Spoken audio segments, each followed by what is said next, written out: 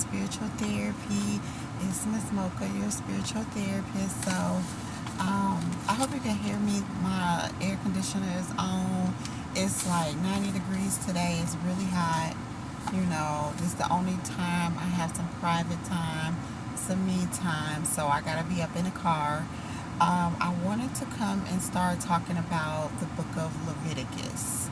So I did, the Bible study on a little bit of Genesis and the children of Israel through the end of Genesis and Joseph's story. And I did the children of Israel in Exodus and them leaving, leaving Egypt, being held, captive and slaves and things like that in bondage. And I talked about them going through the wilderness, all of Exodus. Now I'm in the third book of the Torah, which is Leviticus, and we're talking about them, the children of Israel still, and they was so they said that in Exodus, I'm sorry, not Exodus, I'm tripping. In Leviticus, God instructs the Israelites and their priests, which is Aaron and his sons, basically the tribe of Levi, on how to make offerings in the tabernacle. So if you remember, at the end of Exodus, while the children of Israel were still in the wilderness, God had them build a tabernacle, which is like a sanctuary, a church, if you will, in the midst of the wilderness, so that he can come through and, make his presence known, and that's where they'll seek him and, go through him and all that. They do it through the tabernacle, which was like a sanctuary in the wilderness that they set up and built. So that was the end of Exodus. So now in Leviticus, which is the third book, it talks about how they make the offerings in the tabernacle and how to conduct themselves while they're camped around the tabernacle, or while they're camped around this holy tent sanctuary, or while they're camped around the presence of the Lord. So it's basically God telling them how to act in his presence, and so it said that Leviticus takes place sometime during the completion of the tabernacle, which is the end of Exodus, and the time that they left Mount Sinai for the promised land. So between end of Exodus through Joshua, I believe. Yes. And so I'm talking about Leviticus because just trying to break it down and get us more familiar with the history of it, the story of it. And it's all about the many laws that relate to the priests. So it really refers to the priestly tribe of Israel, which is the tribe of Levi, hence Leviticus. Leviticus is kind of, they say it's from Greek and Latin and all that. Basically, it's like it's saying it's the law of priests, the tribe of Levi, the laws on sacrifice. And so it's on instructions on bringing offerings. So it talks about specific offerings that the children of Israel needed to bring unto God to, make atonement for like their sins, for things that God needed them to make atonement for, just bringing God offerings. And so the overall message of Leviticus is sanctification, which is being sanctified from God, receiving God's forgiveness and acceptance.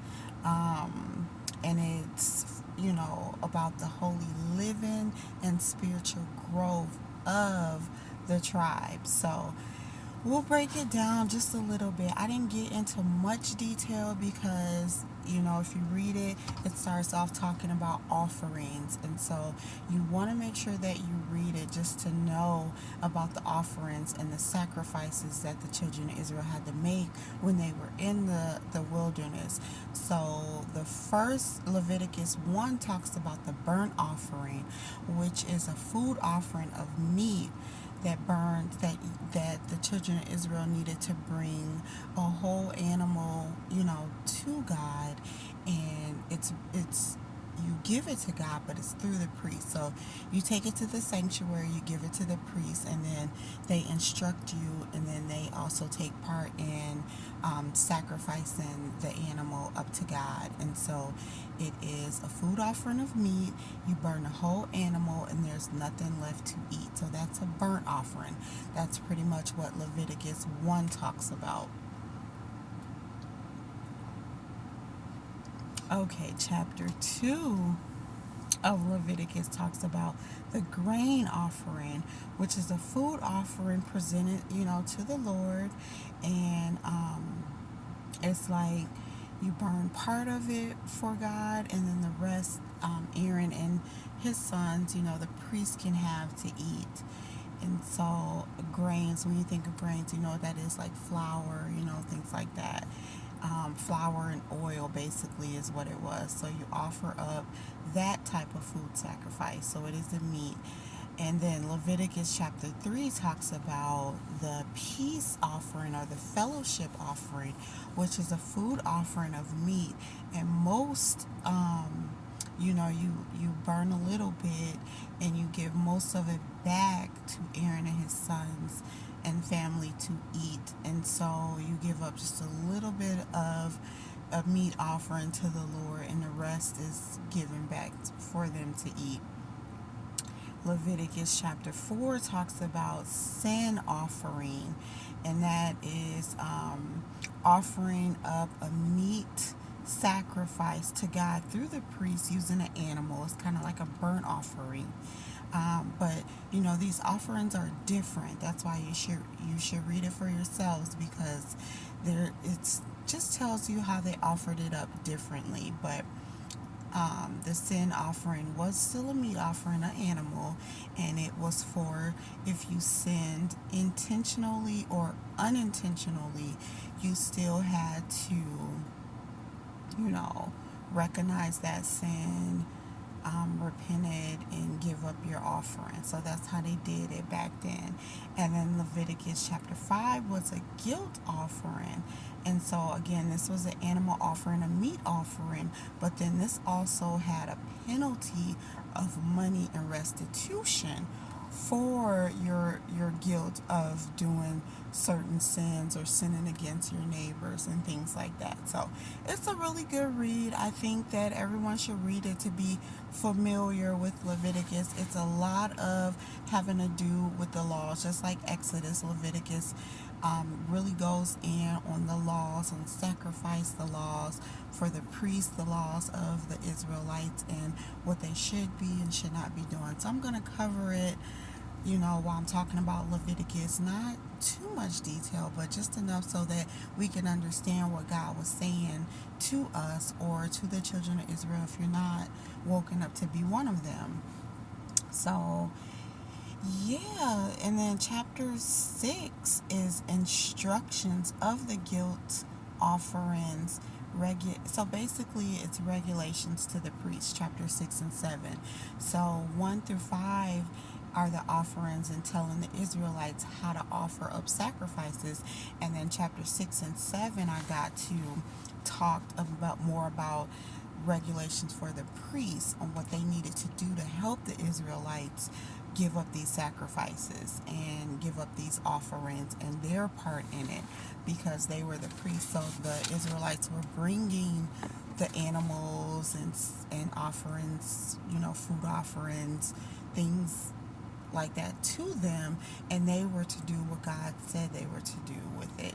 So it's like, kill the animal as a sacrifice to God, use his blood, use his fat, use all of that. I know it sounds crazy, but back then this is what they had to give as offerings in place of sins and guilt and peace and all that. So this is what God requested of them, and so we just need to know about it so we can know, what they went through as a tribe, what God called them to do. And then 6 talks about the regulations of the burnt offerings, the grain offering, the sin offerings to the priest Aaron and his sons, the guilt offerings, and then 7, Leviticus number chapter 7 talks about regulations for guilt offerings, fellowship offerings, and how God spoke to Moses to speak to the people that they should not eat of the fat, of the cattle, of the sheep, of the goat, or eat of any blood or any bird or animal. So they can eat the animals, but not any blood or fat from the animals. So these are more like the laws, the restrictions, the regulations for the priests as well as the people. So it gets real intense, but kind of like how they go over like the Constitution, the law in our day now of the government. Well, this is God's governing law. He's the government, and the law is what he says. So we should be making sure that we're not doing what he says not to do in his law then. So like eating fat, eating blood, and I don't think nobody does that. We probably eat fat, but God doesn't want us to eat that. So we need to scratch that off the menu. And then I don't really know how we relate to the offerings that they did back in the day, how God wants us to do that now. So I'm still praying on that, still studying on it, because I know he's not asking us to give up a burnt offering and sacrifice animals and stuff. So I'm not sure how he is having us give offerings now. So it's more for me to read, but I'm just going over Leviticus, the first 7 books, and this is what it talks about, the offerings that he had the children of Israel give him while they were still in the wilderness before they got to their promised land. And basically he was showing them how to conduct themselves in his presence, whether they be in the wilderness or in the promised land. So this book is all about laws, regulations, ordinances, what you should do, what God doesn't want you to do. So it's important to go through all of this. So I'm gonna come back, with the rest of the books of Leviticus, but this is 1 through 7, and they are the offerings and the regulations for the priests. So that is what I have here. Thank you for listening, as always.